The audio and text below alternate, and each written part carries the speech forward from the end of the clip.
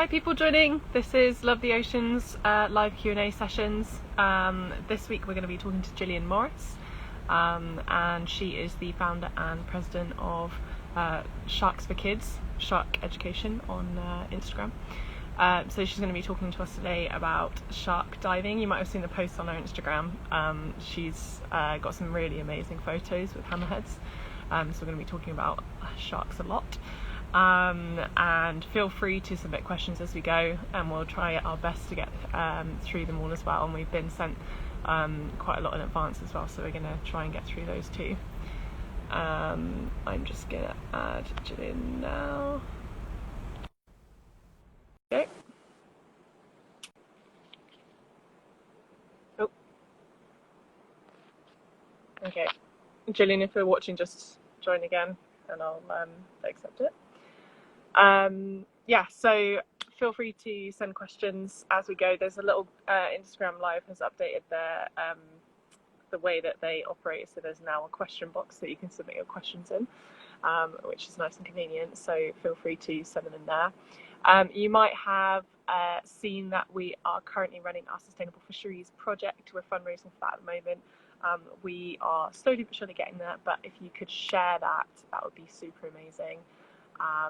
To help us raise some money to kickstart sustainable fisheries here. Okay, cool. I'm just gonna try again. Hopefully this will work. Hiya! Hey, how are you? Yeah, good, thanks. Can you hear me okay? I can. Can you hear me okay? Awesome. Yeah, I can. Perfect. How are you? I'm great. How are you? Yeah, it's good. Whereabouts are you based at the moment? I'm actually in Florida right now. Normally in Bimini in the Bahamas, but things the year's been different for people, and also I actually had a baby 2 months ago, so I was over in Florida. Yeah. So been kind of a crazy year, but also really incredible. So yeah, very different year to normal yeah. ones for many reasons. Yeah, absolutely. So some really weird and bizarre stuff, and then also pretty awesome with a new little lady in our life. So yeah. Oh, that's so cool. For our followers, do you want to just explain who you are and what you do? Yeah, thank you for everybody who's on and tuning in. My name is Jillian Morris. I'm Bimini Shark Girl on Instagram, and I'm a marine biologist, shark conservationist, and I'm also the founder of Sharks for Kids, which is an education nonprofit. So I've been lucky to travel around the world and have spent most of my adult life working with sharks, either in the science field or also media, so filming and photography, have worked on different television shows. So yeah, a lot of time with these amazing animals all over the world, and pretty much my whole life revolves around sharks, which is awesome. Yeah, that's very cool.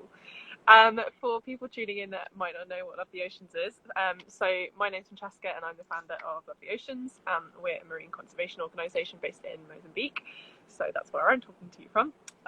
Very different sides of the world, but very cool that the internet lets us chat like this. So our mission is to establish a marine protected area in our area of Jangamo, which is southern Mozambique, and we do that through a lot of different areas of research. So we do fisheries, humpback whales, coral reefs, ocean trash, and marine megafauna, and then we teach basic marine resource management, and we also teach swimming lessons as well. So a holistic approach. That's what we would normally be doing with marine conservation work, but obviously this year has been very different, as we've just discussed. So unfortunately Mozambique has been borders shut since March, so we haven't been able to do any of our normal work that we would normally do, because Mozambique's been in a national state of emergency and we're not allowed to launch boats and things. That's just changed now. So we've started this Q&A series that we've been running the last few months to invite different marine conservationists on and chat all about everything marine conservation. And today's going to be a really cool one because we've got you on, Jillian, and we can talk all about sharks. Awesome. Well, thanks again for having me. I'm excited And I think the organization, it sounds amazing, although I obviously follow you and the programs you're doing, especially with the kids, and absolutely love it, because I think anything to get kids excited about the ocean and give them hands-on opportunity is amazing. I mean, I'll talk a little bit more about our stuff later, but yeah, I think being able to provide that for students is awesome. Yeah, I mean, they are the future, so investment in education is absolutely key. Just before we dive into the questions, for people that have tuned in, feel free to submit questions in the comments box, or there's a new little question box which Instagram stories have just added. So feel free to send questions in as we go through the questions that were sent beforehand as well, and we'll try and get through them all as much as we can.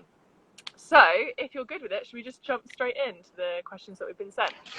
Absolutely. Awesome.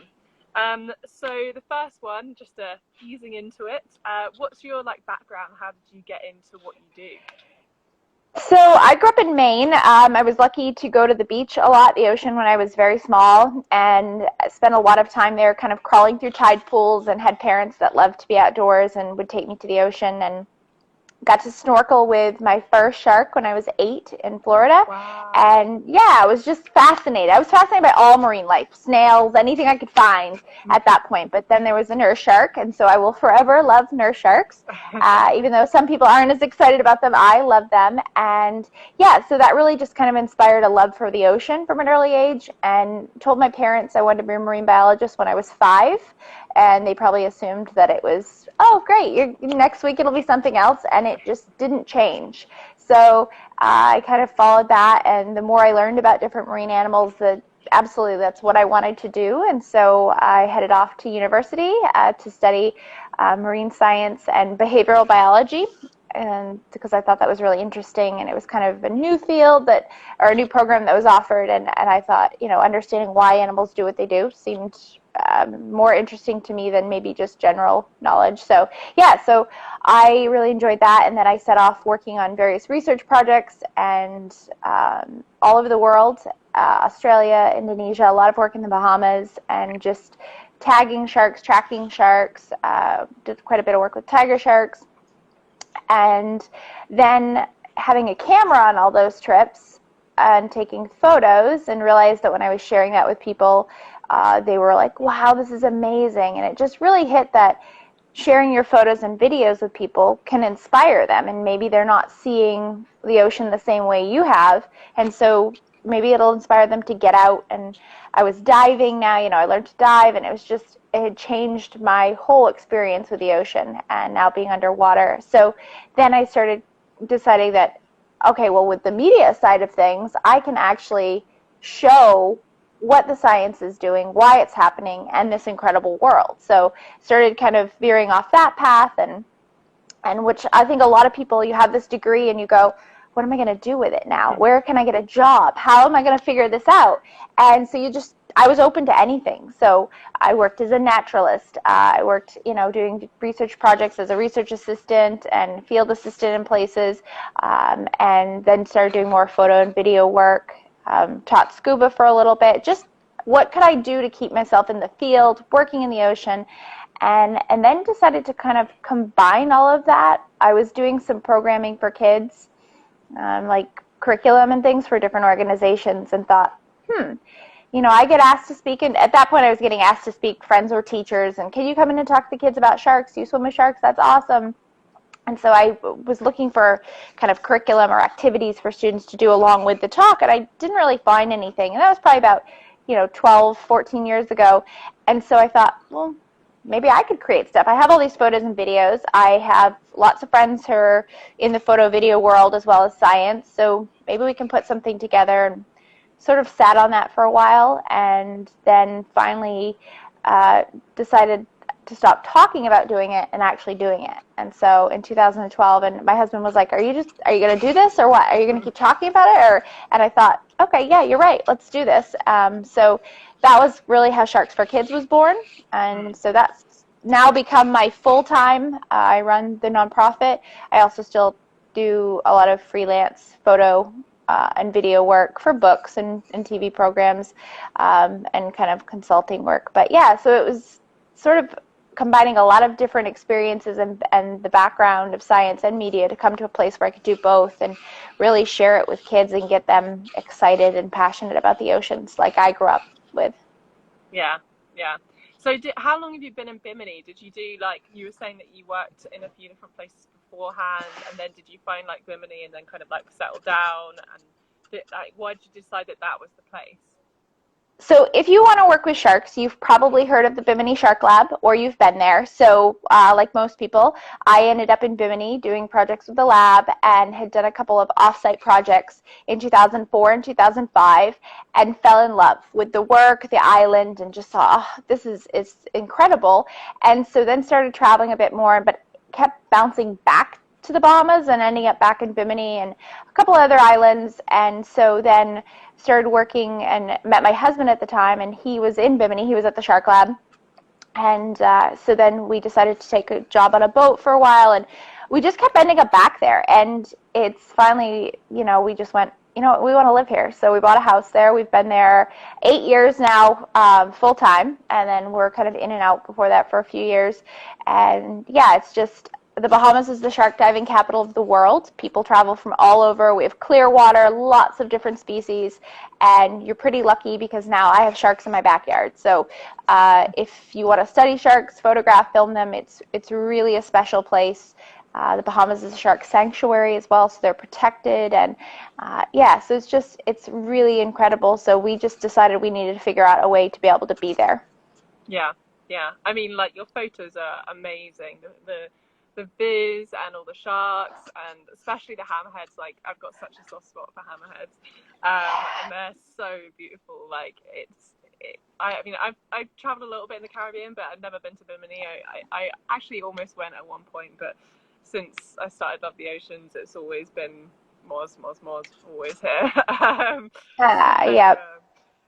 But I definitely want to come over at some point, because it does just you have to. The hammerheads are incredible. They're not like diving with any other shark, and it's really a special spot because there's nowhere else in the world that we know of where you can dive with great bay hammerheads, that many of them on a single dive in a very shallow water. I mean, 5, 6, 7 meters. And, people see scalloped hammerheads schooling. This is a different species, and normally you're lucky if you see one, and we can have 10 or 11 on a dive. So, yeah, if people have seen photos, it's shallow, it's clear, and it's absolutely amazing. And hammerhead season is the most wonderful time of the year. We love it, and, just truly special to be. What is the hammerhead season? It's the winter months when the water gets a bit cooler, and I know when I say cooler in the Bahamas, people are like, really does it? It gets colder. It does, I promise. No one feels bad for me when I say that, but it does get colder. So kind of, it can be December, but kind of January through March are the main months that are the most consistent, and with the weather and everything, so that we see them. So that we all get very excited for a break from the heat, but also the big, beautiful animals that the cooler water brings in. Yeah, very, very cool. It's very different to here. Like, we have a lot of my work is in like the fisheries area. Like, that was what I did my master's on, and looking at the shark fin trade here, because there's quite a big shark fin trade in Mozambique. And scalloped hammerheads are the species that are most caught. So unfortunately, I've only seen alive one hammerhead, like actually swimming in the water, but dead or dying like out of the water, 100 plus. So I'd love to like be able to go somewhere and actually see them in the water and really enjoy that experience, because it's very different and emotionally like extremely harrowing. Absolutely. Even though it's obviously important work, and I do find that interesting, and like the socioeconomic side of things, and like how the human shark interaction is, but it would be amazing to see. So I'm definitely going to come to Bimini. I mean, we are lucky, and it's, I tell people swimming with live sharks is amazing. It's wonderful, but the hard work, the absolute hard work, is really. Oh, sorry guys, my little one is she's saying hello. So the hard work is what you're seeing, when you see dead sharks, and the behind the lines and the computer work. People don't see that, right? Because we post the photos of of the things that we care, we care about, or we're celebrating, or we want people to see and share that. And for me, it's usually swimming with live sharks. I'm very, very lucky I get to do that. But the hard work is really, writing grants and finding funding. And I'm sure you know this. And the amount of time you spend behind a computer so that you can have those beautiful moments, or being on the front lines and seeing the dead animals and working with that. We don't have a lot of that in the Bahamas because they're protected for the most part. It still happens. Finning's not really an issue there, but shark fishing still does happen. And so, and it just reminds you that why you're doing the work that you're doing, why the computer work and all the other stuff that's not as glamorous or maybe as fun, or it's a lot harder, why you're doing it. Yeah, exactly. And someone actually asked, so you kind of already said it, but just to clarify, have you always been obsessed with sharks? Was that always like the animal that you were like, that's the animal I'm going to work with? Yeah, I think it was ocean animals. I was just fascinated. I think by all animals as well. And now my dog's going to get in on the fun too. Sorry, guys, it's a busy place. It's a busy place. So, and she's going to come tell me about it. I know, you're big and brave. Thank you. So, yeah, it's chaos. I think I just really was fascinated by ocean animals to start, because they're, the more, especially when I got to snorkel and see them up close and not just crawling through tide pools and things like that. But then as soon as I saw that shark, it was, okay, now I have to learn more about this animal. And then the more I learned, and reading and getting to see them, then it was just, the fascination just continued, and it just never went away, and it still exists. These animals absolutely fascinate me, and I love learning new things, and which is exciting, because the world of shark science there's constantly new things being discovered, new species, and yeah, it's amazing. They just constantly fascinated by them. Yeah. And you mentioned that you worked as a diver at some point as well, and I noticed in your photos a lot of them are free diving. So are you a professional free diver? Do you teach free diving, or is that more of like just a skill that you need for your photography and research?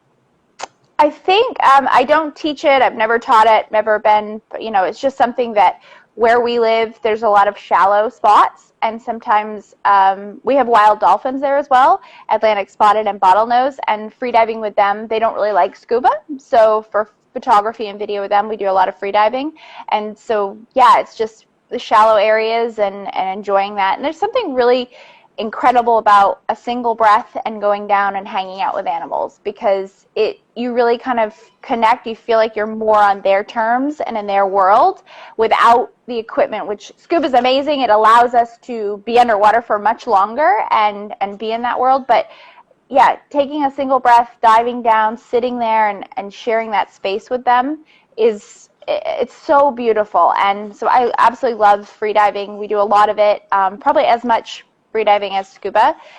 So yeah, it's just something that I love doing, and started kind of as just a tool for interacting with animals, and has just been something because of where I live and the shallow nature of most of the dive sites. Yeah. So do you ever worry about being like free diving rather than diving with sharks and having to come up for air and things like that? Is that ever a worry, or do you know like the behavior of the sharks in the area?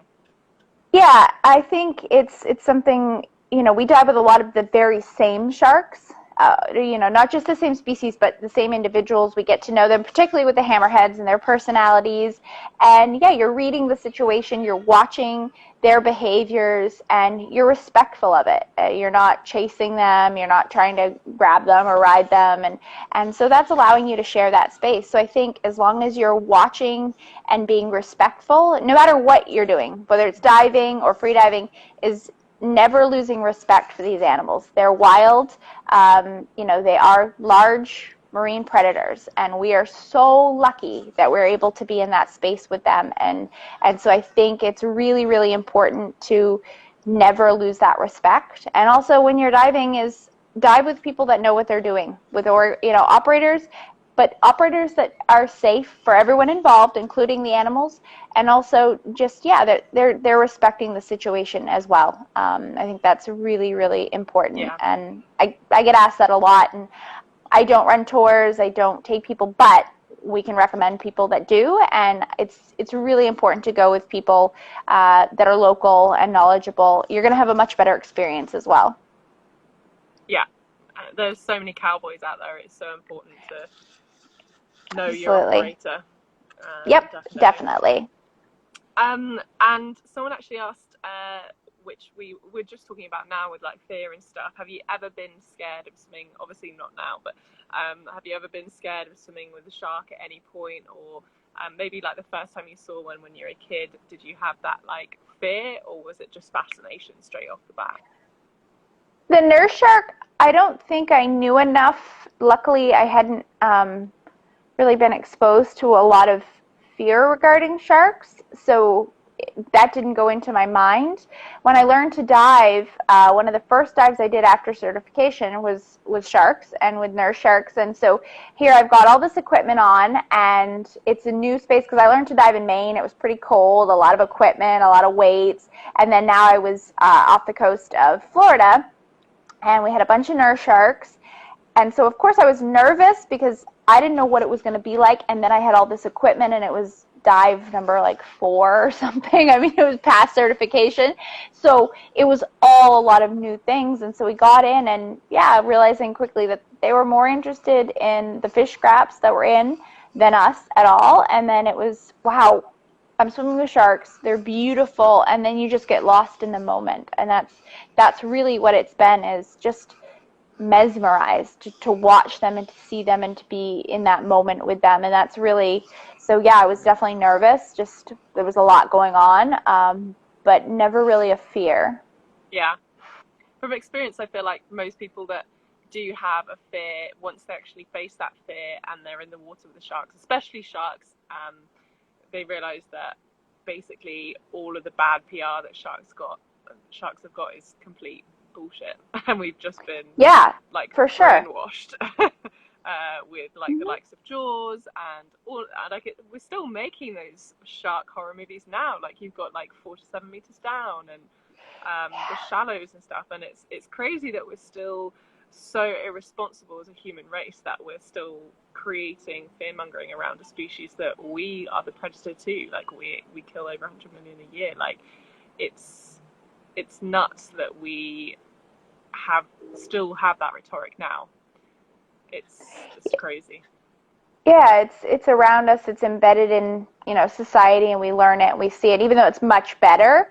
And there's so many positive shark messages, and whether it's on social media or there's news articles that are better, programs, things like that. So it's better, but it's still, you still have those movies being made, and you still have that fear in news headlines as well. So it's not just crazy movies. It's that fear still exists because it's so ingrained in kind of the human nature and what, kind of sells headlines and things like that, we've still got a lot of work to do. But I think when people see sharks, I hope everyone gets to dive with a shark or swim with a shark, because it's the best option for changing the way people see these animals. Really, it is, because it's incredible to see how quick that fear changes and what they actually, when they see the reality of these animals. Yeah, one of my favorite things, because we have volunteers here, and occasionally we get a volunteer that's like, because usually most of our volunteers are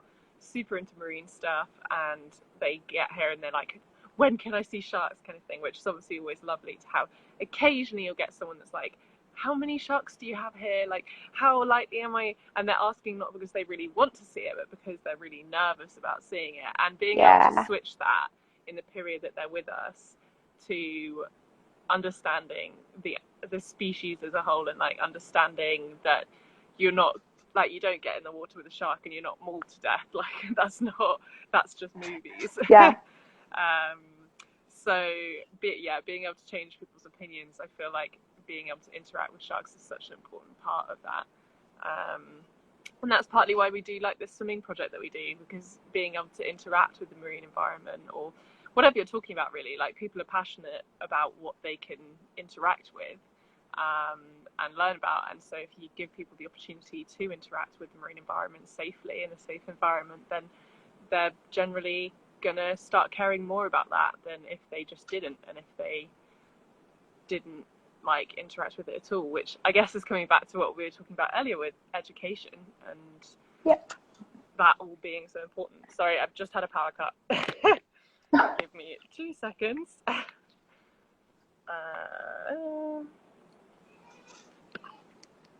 Right. Sorry about that. No, I get it. Believe me, living on an island, I can absolutely appreciate, and usually what happens, and internet goes, power, yep, absolutely, so. Yeah, luckily I actually felt like it was going to happen, so I put my head torch just by the side of me so that I could, otherwise my head torch was over the other side of the room, which trying to find that on a live in the pitch black is Yeah. So actually talking about the education stuff, do you want to just explain a bit more about like what Sharks for Kids does and their kind of like role? Yeah, so Sharks for Kids is an education nonprofit, and sort of our approach is three-tiered, really with the goal of creating the next generation of shark advocates through education, outreach, and adventure. And the education component is sort of where we started as far as we wanted to, well, like I was visiting classrooms, but I wanted to have materials to leave with teachers or to give teachers access to no matter where they live so they can bring sharks in the classroom. So that was kind of first thing as we developed lesson plans, curriculum, and now we've included activities and crafts and videos. So really teaching guides that a teacher, whether they've ever seen a shark or know anything about them, they can bring that into their classroom. And it's broken up by age groups. And then outreach is visiting schools, and not doing so much now with the in-person, but normally we do visit schools in person. We've been in 15 different countries in person, doing education programs, schools, community groups. We also do a lot of virtual. We did virtual before the pandemic, but then we really kind of amped it up doing our webinar series. I think we've done over 65 different webinars with scientists, conservationists, divers, photographers, artists from around the world, and that's been a lot of fun, just to give students a different perspective. And I've learned a lot, chatted with some really amazing people, and so that's been a lot of fun. And then kind of the adventures, we do field trips, we do take students out to tag sharks, and we also take them out to swim, kind of snorkel experiences. Particularly in the Bahamas, you'd think islands, the kids would know how to swim, but it's not always the case, and I'm sure you might see this, that's why the swim lessons. Yeah. And so a lot of the students we take out have never been on a boat either, and so you have this place that is shark diving capital of the world, and all this money is coming into the economy from sharks, and these students don't get to experience what visitors do. And so we're trying to bridge that gap and help them understand why people are coming here, why this is protected. And so they have their own shark experience, their own, woohoo, yay! They have their own shark experience and that connection to the ocean and these animals, so that they're going to be the voice for the future when it comes to if the sanctuary is questioned or lobbied to be changed, and they're going to uphold fisheries regulations. They're going to be future divers, dive guides, and they're going to really be a voice for these animals. And if we don't give them that opportunity, we'll never, they may never know, and they may never kind of spark that excitement. And so it's not just about sharks, but it's really to spark an excitement and a connection to the ocean that surrounds them, that their life relies on, and particularly in the islands. And so that's probably my favorite part is really getting the kids out there. And we do a lot of VR programs, so taking kids on the virtual shark dives as well, and we have 3D models, for arts and crafts. So for the students we can't take out, then we give them this virtual experience. So hopefully, again, it kind of inspires them to maybe ask mom and dad about a snorkeling opportunity or learning to dive when they get old enough. So it's a lot of fun. Those parts, I think, are my favorite, getting to see the kids go from being really afraid and not wanting to get in the water to we can't get them to leave. We're like, come on, guys, we have to go. You've got to get home. Your parents are waiting for you. Those are my favorite, and I'm looking forward to getting back to being able to do those again. So it's kind of a lot of different programs going on, but ultimately just to get kids excited about these animals and know the reality. And once they know the reality and the facts, then they become ambassadors as they move forward and grow up. Yeah. And as COVID, like you said that you guys would normally travel and go and do these workshops and stuff like that, has COVID almost made it not easier, but like you're able to reach people? Like I know for us, like I would normally be in the UK doing talks all over, and we've actually saved a lot, even though obviously COVID's wiped out our income this year. We haven't got the expense that we would normally have with going to do talks and stuff as well, which kind of helps a little bit because everything can be done virtually now. So has that helped at all in terms of like being able to do virtual events with different continents and stuff like that, and that becoming more normal? Yeah, I think we've always done virtual, but it's been more of a one-on-one with a classroom or a group of classrooms or something. So the webinars are a much larger scale. So yeah, we had to switch, we had to pivot like everyone is how are we going to do this when we had a bunch of trips and events canceled from March onward, and we went, okay, what are we, they're going to be rescheduled, and then they got canceled again, and it's just kind of continued. So, yeah, it's just allowed us we've had to focus on the virtual and how to make that better, offer more of it. We've also worked on a lot of new activities and curriculum and things like that. So it kind of gave us time to work on those things, because if you're out in the field and doing all the in-person stuff, then there's not always the time to do sort of the online-based stuff. Yeah. So, yeah, we've actually gotten to finish a lot of the projects that got kind of put aside because other things were happening. And so, yeah, it's allowed us to focus on those so that that's done. And when we can go back in person, then, we can go back in and do that. And we have more kind of tools to go with. Yeah, it's the small silver linings of COVID.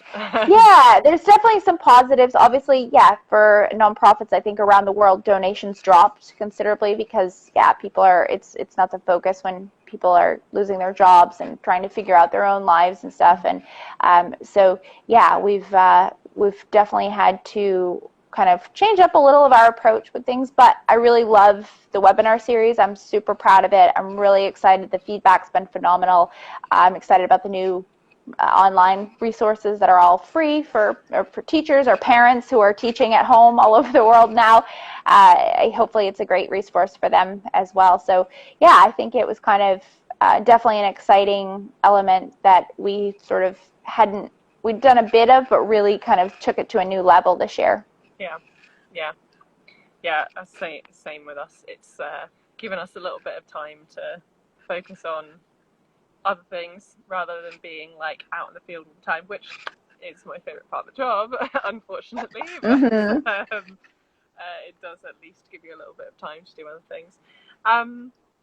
So someone asked, I'm just checking which ones, we've got quite a few questions, but someone asked what your typical day looks like. Do you want to answer what your typical day looks like pre-COVID and then now as well? Because I feel like it's probably quite different. Yeah, so pre-COVID, the one thing is it really depends on the day and what projects I'm working on. So obviously I might be visiting a classroom and being in a school or working with a community group or running an education day that we have. We run science education days for students to come and do some hands-on learning activities. So it might be that out diving, photographing, or filming sharks. It might be working on a tagging project or taking students out with us. So really pre-COVID, it was all sharks, so that's amazing, but it really kind of depended on what projects I was currently working on. COVID situation is mostly virtual, and then behind the scenes, like updating the website and cranking on the new curriculum and things like that I was talking about, new activities and crafts and scheduling webinars and just trying to think of creative ways to provide these resources and get them out to people, really to let people know that these are free, you can use them, talk to us, and then still doing virtual lessons with teachers that even if their students were all at home and connecting. So it's a lot of time on the computer. I'm excited to be getting back in the water soon. So, and we'll start, I don't know when we'll start doing classroom or field trips will probably start before classroom stuff because it's outside. But I think like everybody, we're just waiting to see what's going to happen and what's going to be safe for us to be able to do and safe for the kids as well. So, I definitely like pre-COVID, but I'm really excited about what we were able to accomplish during this time as we move forward. Yeah, still moving forward is the important thing. Is the Sharks for Kids team, is it a quite large team, or is it quite small? Yeah, so we have a kind of our core team with our founders, and then we have ambassadors, and the ambassadors are in the U.S. We have some in the U.K. as well, in different states in the U.S. And they do in-person visits. They they may do social media, writing blogs, creating curriculum and activities. It's all volunteer, and it's really, what people are passionate about. If they're an artist, we have a media team as well, so people that are doing photography or artwork and design. So that's really helpful for us because I am not an artist at all, and so I love working with people that can share their passion through their artwork, which is amazing, and so we get to work with a lot of really fascinating people, and really we are grateful for their support. But yeah, our ambassadors are kind of all different walks of life that love sharks, and some are scientists, some are like photographers, some work as conservationists, some are educators, so really they have different ages as well. And so to spread our message and just allow us, especially with the in-person stuff, to reach more students and to take that program into more places. Yeah, definitely. And you said your favorite part of the job is being in the water with the sharks. To balance that out though, what's your least favorite part of the job? I think a lot of the computer work, and I think now everyone's probably feeling like we're all spending a lot more time in front of a screen. So I think I want to be outside, and it's just that work it's tough. It can be draining, but yeah, all the computer work that goes into it, which is necessary for the fun, awesome, exciting programs, whether it's being in a school or running an event or taking kids out. There's a lot of prep work that goes into that, and I think when they're working in science as well, as people don't always see the logistics that go into making something happen. And it's not something we always share as well. Like, here's me sitting at the computer again. It's like, this is me swimming with a shark, because that's hopefully engaging people and getting them interested in maybe thinking differently or excited, pursuing their own passions. Sitting in front of a computer, not as much, but it's a very real part of what we do, and I'm sure you can appreciate this. It's developing projects, logistics, trying to find funding, writing grants. So that work it's necessary, but not my favorite. Yeah, I've just I had to do a day in the life video for a conference, and I didn't do it of me. I decided not to do it in the day of my life, because at the moment, like, we're really limited with what we can do in the field, and all of our community work stopped. Like, we're not allowed to do community work. So at the moment, like, my entire day is in front of a screen. Like, whether it's data processing, applying for grants, answering emails, any of that kind of stuff, it's boring to watch. So I had to do this video, and I was like, so this is our day in the life video. It's not my life, because no one wants to watch that right now.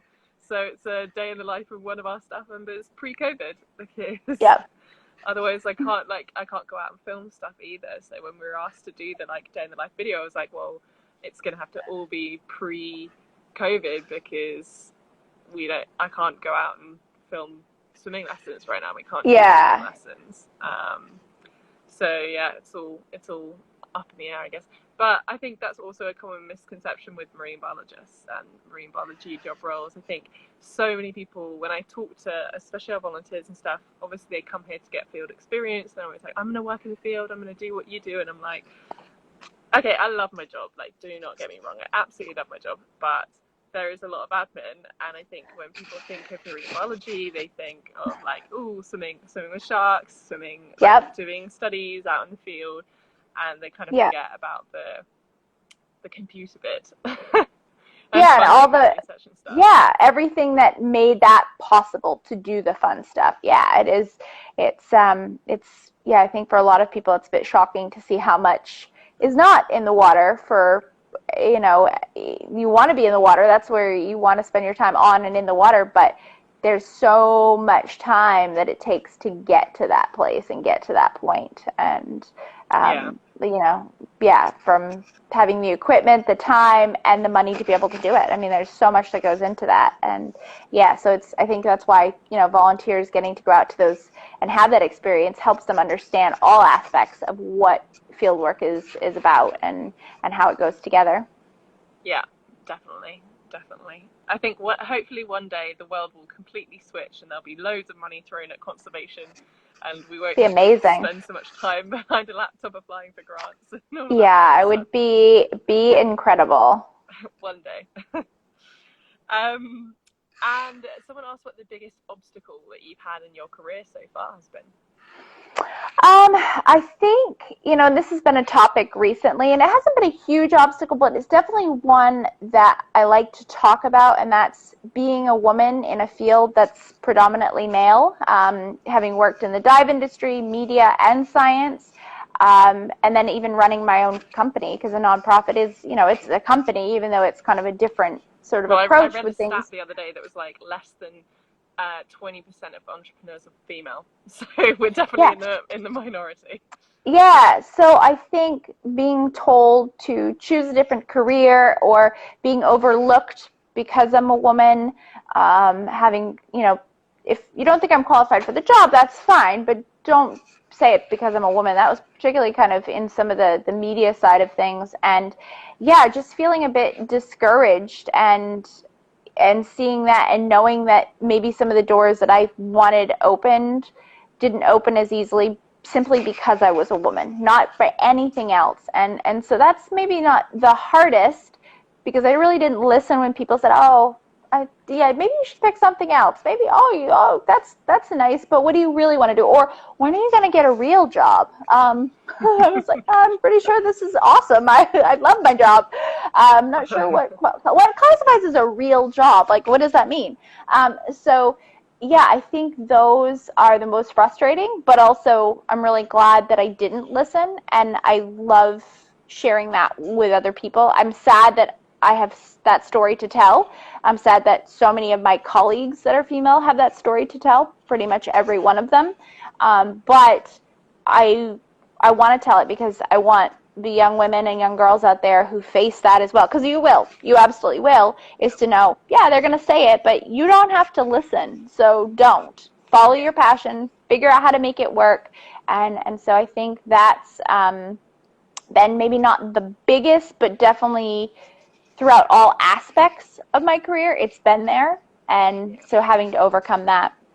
Yeah, I definitely agree. I had to do an interview recently, and this young woman who wanted to get into marine science, she's at university studying marine science, and she was asking me about my career and stuff, and she was like, what's been one of the biggest challenges? And I said, being a woman, and I was just brutally honest. I said exactly what you've just said. I was like, it will happen. People will make these comments. Like, there's no getting around that. Like, yes, the world is changing and people are becoming way more forward thinking, and equality is definitely, hopefully, on the rise, but comments will still be made. And we're both white as well, and we're saying this. So, like, imagine what people of color are experiencing, females especially, within the conservation industry, which is also notoriously white and male. It's a tricky situation that obviously can't change, because you can change how people treat you, but you can't change who you are, and you shouldn't have to. And it's something to be aware of, but it's also important that you just don't listen to what people say. When you said, when are you going to get a real job, I think that's literally every single marine biologist I know has been asked that. Absolutely. And whether it's your parents or your friends, or I still have people that are just like, oh, so are you going to, this is what you do, you're going to keep doing this? And I love what I do. And it might not be the typical 9 to 5 and this and that, and there are definitely challenges, but I wouldn't change it for anything. I love it, and I hope that other people see that and go, okay, well, I want to pursue that. And it might not even be marine science. It could be just whatever your passion is, and it doesn't have to be sort of fit in the box, or, people might be not so comfortable with it. That's fine. If you're happy and it's what you love to do, I pursue it. Finding that passion and running with it. Yeah, absolutely. And then have you got any other kind of advice? Obviously, that's really good advice right there, but have you got any other kind of like tips or advice for people looking to get into a similar career path, or whether that be shark biology or like founding an NGO, any kind of advice for people with that? My biggest piece of advice is experience. A degree is no longer enough. You need to get hands-on experience. Go volunteer, internships, learn how to dive, drive a boat. If you want to work in a lab, go volunteer. If you want to work in an aquarium, if you want to work as a naturalist, and wherever you want to end up, in that marine scientist end up, or whatever it is volunteer and do your internships. Find them, pursue that, spend that time. One, it gives you field skills, which make you valuable, but also it helps you figure out, so maybe you're obsessed with turtles, and then you go and actually work in the field, and maybe it really isn't for you. Maybe you didn't know, and then you fixated on it. You spent all this time and money and energy to get this education, and to find out that that's not the animal you want to work with. So not only can you gain skills, but you can also learn really if it's what you want to do, or maybe when you go do it, you discover another aspect of the research that you're really interested in. So the connections you make, the people you meet, and volunteer, internships, work experience, everything, like go get as much of that as possible. Plus, it's really fun. It's interesting, and you learn a lot. It can be really hard work, but it's worth it. And it really can change your whole perspective of how you're approaching a career. Yeah. I feel like process of elimination is just as valuable as, finding something that you really love. We had one of our interns. He came here thinking he was obsessed with whales, and that's what he was going to do. And now he's doing his master's on nudibranchs. So, well, there you go. That's awesome. That's great. Real 180. So that's always really valuable. And I always urge our volunteers, to like, connections are so useful. Like, if you're volunteering with an NGO or doing work experience or whatever, that organisation that you're with will be connected to like 100 other organisations around the world that will all be doing slightly different things. And it always amazes me that we don't get more of our volunteers asking, like, oh, do you have a connection in this kind of industry, or in like, so media, for instance. Like, I do photography, but I don't work full time, and I'm not connected with production companies, but we have people that come out and film all the time that are connected, and we often have like marine biologists that have that crossover where they want to do marine filming with the biology background, and it always amazes me that people don't ask more, because there are those opportunities out there and you can utilize them. You've just got to ask for absolutely. It. I think that's also something I learned running a charity. If you don't ask, you don't get. So absolutely. Even if they say no, at least you know the answer. If you don't ask, you'll never know the answer. Exactly. Always ask. Okay, and then we also have our quickfire questions. So anyone that's watching and wants to submit any questions while we go through the quickfire ones, feel free, and we'll do our best to get to them at the end. But if you're cool with it, we'll jump straight in with the quickfire ones. Go for it. Cool. So anyone who hasn't seen our Q&As before, we do these fun questions with each of our interviewees, just to get to know you a bit better. They're not necessarily marine related, but they're just a bit of fun. So first question, which I think I know the answer to, but I'll ask anyway. Favorite ocean creature? Great hammerhead. Absolutely, great hammerhead shark. Yeah. Favorite day of the week? I like Mondays. Honestly, I feel like I love kind of charging into that, and it really can set you up for a good week. And running my own business it's when I really kind of set up the tone for the week, plan ahead, and I like that. I know a lot of people are like, oh, and my career isn't necessarily a Monday through Friday, that it's those weekends are, and now everyone's like, what day is it anyway? But I just feel like, kind of taking charge of that and setting the tone for the week, and I like that challenge, and so I like to just start the week off on a good, positive note. Yeah. What's your plastic-free or eco product that you can't live without? I really love, I've got these new, like, trying to do a few more things, but I really love these, they're called Shark Lock bags. So they're, instead of Ziploc, or like plastic bags, and they're reusable, and they're a shark in the name. So, and they're just sort of like, yeah, reusable, but heavy duty bags, and they can hold all sorts of stuff. You can use them as like an ice pack, you can put everything in them, and yeah, they're just super durable. And yeah, just trying to be mindful that, and I really love Stream to See, all their products, their sunblock, and which is reef safe, but also safe for your skin. I'm trying to be more aware of, didn't think of it a lot, we're trying to be eco-minded, but also what you're putting on your skin and making sure that that's, you know, healthy as well. So those are kind of, you know, the bags are newish, but yeah, Stream to See has been my go-to for several years since they really started. So yeah. What is your favorite beach in the world?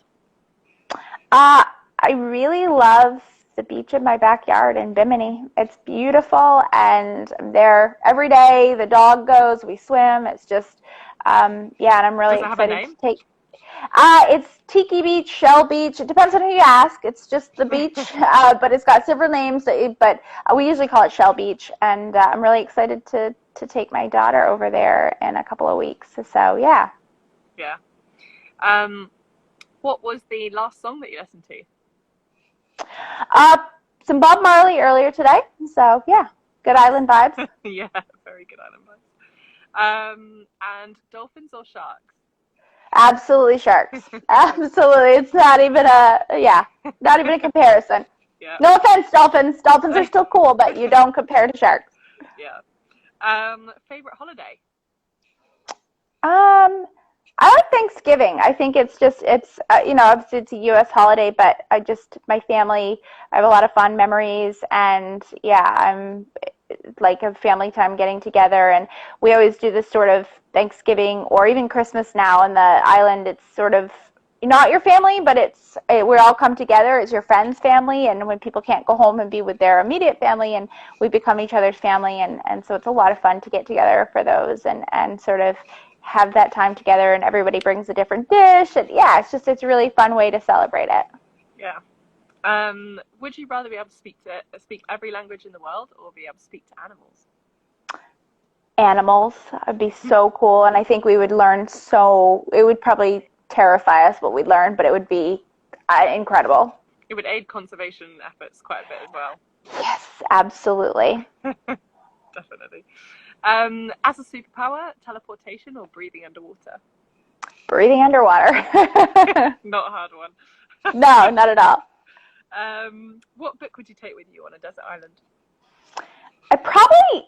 I love a good Clive Cussler. I know they're just like cheesy, easy, but I've read so many of them, and yeah, I think there's just, and maybe you'd learn to MacGyver your way out of something too. I feel like there's all sorts of, they get out of all sorts of problems like being stuck on an island, so. Yeah.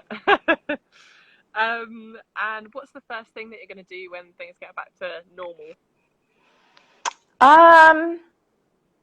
Yeah, I mean, I think I'll get to do it before they're fully normal, but just get diving again and then really getting back in the classroom or running an education event. I miss it. I didn't realize how much I would miss it so much. And you can probably relate when just working with students in the programs we get to run and just not getting to do that. And, you know, a month or so, I was like, okay, this is the virtual stuff. And now I'm just like, I cannot wait to get back to be able to do that. I miss it so much. Yeah, 100%. And last question, why do you love the oceans? I just feel a connection. It's like a reset button, and it's just, there's a peace and a calm, and especially being underwater, it's just, you can turn off everything else and just be in that moment. It really helps you be present, and I think there's not a lot of time in life. Life is busy, and we all have stuff going on, but yeah, it's a way for me to kind of reconnect, refresh, reset everything, and yeah, so that's just kind of the heart of it. And then obviously loving the animals and the amazing, you know, experiences, but really at the heart of it is just that connection with the quiet and the peace and resetting everything. Yeah, nothing quite like it. Okay, we've got 4 minutes left now, and there's been a question from Jenny, which we can answer really quickly before we wrap up, where she's just asked, what's your advice for someone who can't afford to volunteer? How do we make sure they get experience in the field? This is really tricky because, yeah, absolutely. If a lot of internships and volunteer programs require you to pay, and if you don't have somebody that can fund that, or you have to work and then save up, I think don't be discouraged. There are scholarship programs. I think organizations are now trying to realize, I know for us, is our programs are free for students because we don't want that to be a deterrent. We don't want only the kids that can afford it, or little kids, only the kids that parents can afford it, to have these opportunities. We want to make sure that every kid, no matter where they're from, or the money that their family has access to, that they have that opportunity. And I think organizations really need to start thinking about that, because if you are, there are financial restraints because you have to run an organization. It has to be food that has to come in, and board, depending on what the system is, whether people are staying there or going out on boats and things like that. But providing scholarship opportunities for students, additional scholarships, but also if you're someone like, if you have to work and save up and then go, it'll be worth it. And especially if you can figure out a place that you can stay there, and so you could work, save up and then go, and then go back to work. I've had plenty of friends that have done that. I did that. I worked, saved, went, didn't, and then went back. But I think we're going to see, and it has to change. It has to be, organizations have to be able to find a way to provide the opportunities that they can for people who don't have the easy access to income to be able to take 6 months off and go. But I just think if you have to work, and even if you can only go for a month or a few weeks, like, don't be discouraged. And there are scholarships out there, scholarship programs, so make sure you look at those as well. So don't just be discouraged when you see the cost. Be open to, and just look for, there are opportunities that are not necessarily an out-of-pocket cost, that there are ways to fund that. Yeah, and I think there's so many different opportunities across the world as well. Like, there's a variety of programs. So yeah, there are some that cost like the earth. But for us, like, we have to charge, unfortunately, because we rent our accommodation and our food and dives and stuff. Yep. But we try and keep those costs as low as possible so that as many people can join us as possible. And what we're trying to do is secure, and have been for a few years, which hasn't been successful, but hopefully it will be successful soon, trying to secure a sponsor that will be able to sponsor students so that there's a scholarship available. And I think more and more organizations are becoming aware of it. And becoming aware of like how white the conservation world is, especially with like the Black Lives Matter movement and things like that. People are becoming more aware. So I think there will be more scholarships becoming available. And there's also like you can also go on like Conservation Careers. There's a website that you can go on, and Wise Oceans, 2 really good career websites which literally list all the different opportunities, and you can filter it. So if you need an opportunity that's free, you can check that. And obviously with COVID, travel's limited, so you can also check what's local. And often if you literally live like in the same country within a certain amount of area, so in the UK obviously everything's pretty close together, you can volunteer and drive there and volunteer on the weekends. So that obviously doesn't come with a price tag at all, so it's worth checking that out too. I think there's a few different options. Okay, cool. That's all the questions. So before we wrap up, do you want to just, do you have any projects upcoming that you want to talk about, or anything that people should look out for in your social media, anything like that?